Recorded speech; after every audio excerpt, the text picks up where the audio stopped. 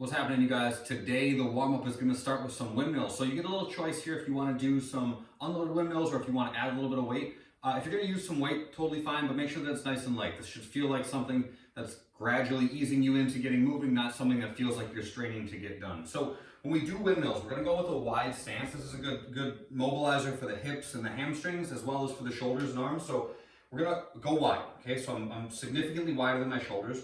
I'm going to start by pointing both toes off to my right. Okay, so I'm at about 45 degrees with both toes off to my right. My toes are going to point in the opposite direction of the hand that holds the weight. So I'm going to use an imaginary weight right now, but my left hand holds the weight because my toes are pointing to the right. My right hand goes inside my right leg. All I'm going to do is look up at the weight as I slide my hand down my leg, touch my ankle, and then come back up. Okay, so this is a good rotational stretch for the shoulder just to kind of get those muscles moving, but it also functions as a little stretch for the back of the leading leg. So I lower down, touch my ankle, and then stand back up. We're going to do 4 of those on one side and then switch and do 4 of them on the other. Go slow through these. If you want to add weight as you go, all good. Next is jumping jacks. Pretty standard. Keep those arms locked out. Hands go up all the way to overhead. And we're going to do a knee pull lunge on each side. I'm going to stand up, pull my knee into my chest, step back, touch my knee to the ground. I like to go with add the stretch in up overhead at the bottom and then stand back up and switch sides. Pull my other knee, step back. Big deep lunge stretch. Step out, put my arms up overhead, and then stand back up. Hand plank is last for the warm-up. Hands underneath your shoulders, belly and butt tight. Just keep your body in a straight line. Don't dump into your back by letting your hips sag. Keep your belly tight, keep your butt flexed. All of that good stuff. The workout today, we're going to be doing alternating single dumbbell clean and jerks to start. So I'm going to use 1 dumbbell. These are going to be done from the hang position, which means that I'll start just above my knees. So I'm going to do a kind of like a swing version of the clean. Whenever we clean, we're taking something from our lower body and getting it to our shoulders. There's a bunch of different ways to do that. The way that I like best when we do these movements is like so. I'm going to start by just swinging the dumbbell, okay?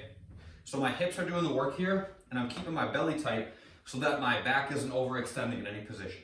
Next, when we actually clean it, I'm not going to swing it as far away from me. I'm going to keep it close and bring it to my shoulder, okay? So I swing, keep it close, and come up to my shoulder. Again, I swing back, open my hips quick, keep it close and bring it to my shoulder.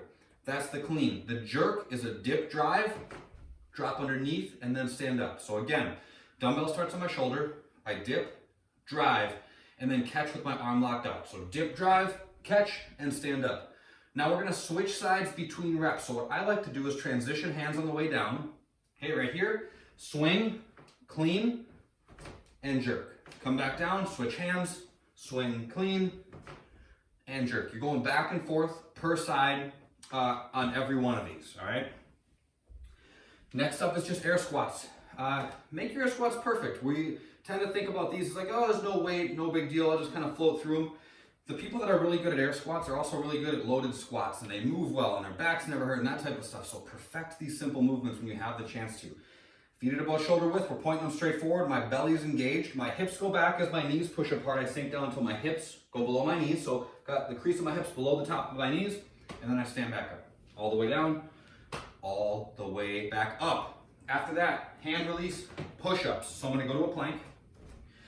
I'm gonna lower down to the bottom. I'm gonna touch my chest, and when my chest touches, I'm gonna pick my hands up off the ground and then replant before I push back up. The trick in this is to not let your body change position, meaning your hips start to snake or anything like that as you work. So I go to a plank, I lower down, touch my chest, my hands pick up, I replant, and then push back up. So if you guys are doing these correctly, they should feel more fatiguing than regular push-ups because you're actually deloading. You're going to like the full absolute 0 at the bottom of your push-ups. Whereas with the traditional one, you just touch and push back up. So these add in kind of a subtle way, a significantly more challenging version of the movement if you do them correctly. So hold yourself to a high standard and you will benefit from them for a long time. Last, we're gonna do a little dumbbell complex. It's called a Curtis P. It's gonna involve a clean. So we'll use both dumbbells. It's gonna be a clean, not the swing clean that we just did, but we'll take them from mid-shin. Clean, lunge on each side, and then we're gonna push press. You guys are gonna love this. So I got both dumbbells, 1 in each hand. I'm gonna stand up. I'm gonna touch the dumbbells to the ground, or go down, if you can't keep your back straight going all the way down to the ground, just go to mid-shin. Dumbbells touch the ground. I open my hips quick, clean them up into the front rack. Once they're here, I'm gonna do a lunge on the right, step up, lunge on the left, and then I push press. Dip, drive, and push, okay? From here, I bring them back down to my hips, re-squeeze my belly, bend my knees, go down to mid-shin or touch the dumbbells to the ground, open my hips, clean, lunge, lunge, push, press, okay? Not a ton of reps on these, so make them perfect, all right? All right, make sure I'm not missing anything here. Note that there's 30 seconds of rest between rounds here, so this will be self-monitored rest. When you get done with your Curtis P's, you rest for 30 seconds. Take a look at the clock when you get done. Note what time you finished. You can't start working again until that 30 seconds is up. After that, we're going to the body weight. Not after that. The alternate is the body weight version. Some of these movements are the same. We're going to start with 16 squats. So we already covered those, pretty standard there. Jumping lunges are next. So jumping is kind of an add-on from a traditional lunge.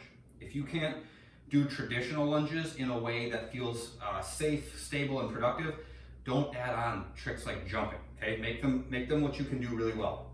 A standard lunge is I step out, tap my back knee, and then I stand back up. But when my back knee hits, my front shin is vertical, and I'm thinking about pushing through the heel of this foot. So my chest is as upright as I can keep it. I press through this heel, stand back up, and switch sides, okay? Same thing on the other side. When we jump, these become a lot more metabolic. You'll feel the difference really quickly, but the mechanics should not change, all right? My torso stays as vertical as I can. My front shin is vertical at the bottom, and I'm pushing through that heel to transition sides. Step, jump and transition every single time. But the mechanics don't change, the position doesn't change, it's just that you're jumping the transition instead of the boring old steps, so enjoy those. Hand release push-ups after that, and then you're doing 4 wall walks. So a wall walk is, I can't really demonstrate it in here. If you're in a plank, okay, and you have your feet up against a wall, you walk into a handstand and then walk your way back down. Okay, the finishing position here can be along a big, huge spectrum, so don't feel like you need to get into a full inversion to make it a legit rep for you. Walk to a position that you feel challenged in, okay, and then control your descent back down. What I like to do is I grab like a water bottle or a remote control or something. And if this was a wall, not a window, and I was doing my wall walks right here, I'd put down the remote control on the ground somewhere, and that would be where I'm gonna walk my hands past as I do my wall walk. But that would then give me a point of reference for how far I'm gonna go before I come back down. Slow, controlled on those, don't worry about rushing them. And again, pay attention to tension. Abs should be a little braced, butt should be a little braced. Make sure that your body's staying in a strong position as you move, don't rush them, all right? That's the movements for the body weight track. How about that? We got a little fun to take on after this. We're gonna do a movement called a Bulgarian split squat. Now that our lunges are all thoroughly warmed up, we're gonna grab something.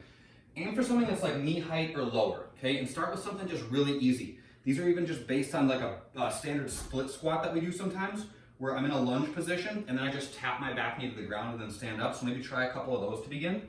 The Bulgarian split squat though is gonna have my back foot elevated. Good times. So I like to do them with the top of my back foot on the chair. I step my front foot out a little ways, and then I'm just gonna keep my belly tight, as I touch my back knee to the ground, and then drive through that front heel and stand back up, okay? 8 of those per side. If you guys feel like body weight is not gonna be enough for you, feel free to add some weight. You can hold a dumbbell in the goblet position. You can hold one in each hand in the suitcase position. Whatever works best for you is all good. Make them as challenging or as simple as you'd like, but they're kind of a nice way to switch up some of the movements that we do more often. So take them on.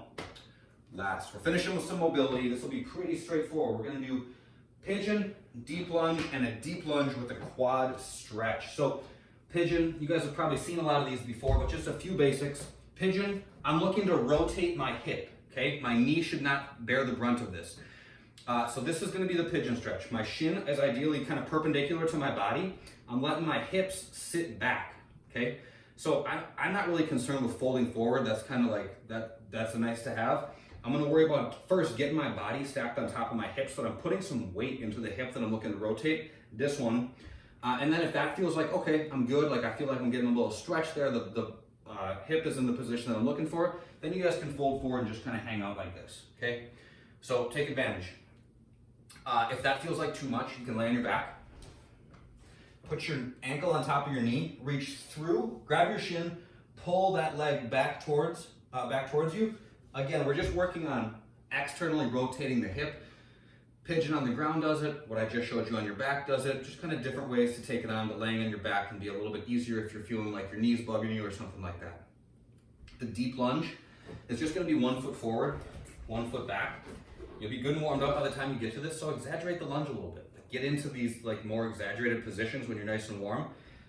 I'm gonna let my back knee go as far back as I can get, keeping this front shin where it's at, all right? So I just kind of continue to walk a little bit of tension back, and I can just feel a further stretch in the front of my left hamstring while my right hip flexors stretch at the same time. That's the deep lunge. The latter part of this is gonna be a deep lunge with a twist. So I'm gonna reach up and over. This is my left leg. I'm gonna reach up and over with my left hand. I'm gonna grab a hold of my right foot, pull it back towards my butt. So this just further stretches the quads and the hip flexors in the front of the leg that's back behind me, okay? If that doesn't work, if you like get a cramp when you're reaching back for your foot, or if it just feels like too much, all good. Just work on getting a little bit further distance, even still, between your front foot and your back knee. If you wanna like work down to your elbows, you can do that. If only one works, do that. But kind of find the stretch that feels right for you and hang out in these basic positions for a little while. It's really important that we're getting that kind of like asymmetrical stretch going. We're letting our hamstrings and hip flexors stretch at the same side at opposite times. It's a really good way to make sure that your hips are moving the way they should. So take it on, embrace it, and that's all for today. Yep, I didn't miss anything. I missed nothing. That's it. I'll see you guys on the next one. Have a good day. Later.